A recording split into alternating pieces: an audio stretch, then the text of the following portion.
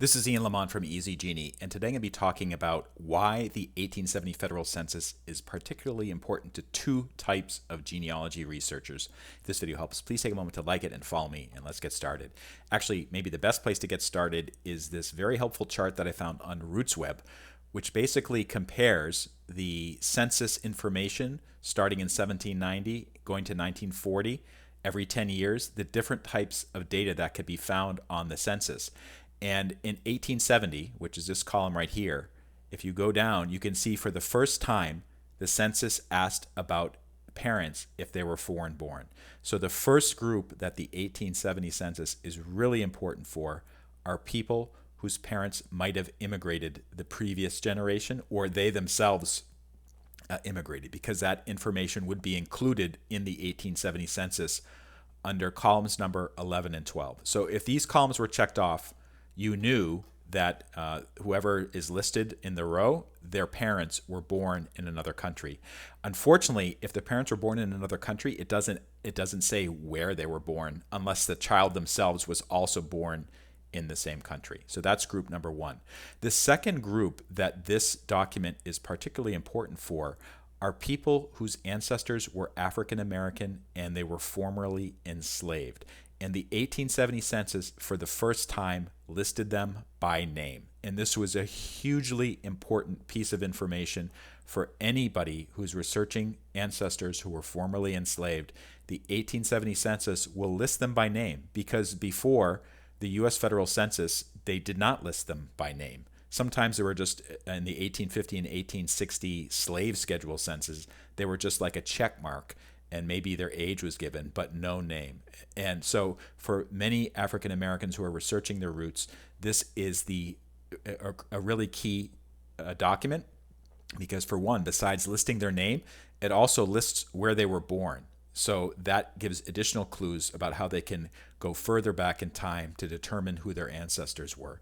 And one thing I'd like to say, this particular document, it's often called a brick wall, like the 1870 brick wall, because it's the first time that African American can see their ancestors' names.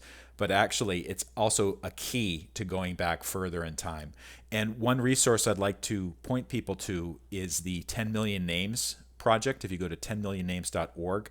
And basically what this project is trying to do, and it's a group of really distinguished and expert people, including Henry Louis Gates, some very well-known historians, who are helping to unearth the names of the 10 million people who were enslaved in the territory that's now the United States, starting in the 1600s up until 1865 and the end of the Civil War. So they're trying to assign names to all these people, these 10 million people who were slaves and who oftentimes were not documented by name prior to the Civil War. However, as this particular resource notes, oral histories have sometimes been passed down, and there's other techniques you can use to get the information.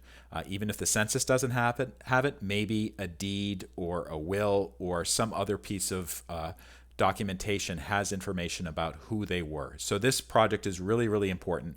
The 1870 census is a key document that researchers can use, and actually on the 10 Million Names website there's some blog posts that talk about this. But one other resource I'd like to point out, on easygenie.org, if you click on PDF downloads, we have a free census form, and I'll show you what it looks like. 1870 Federal Census Household Tracker.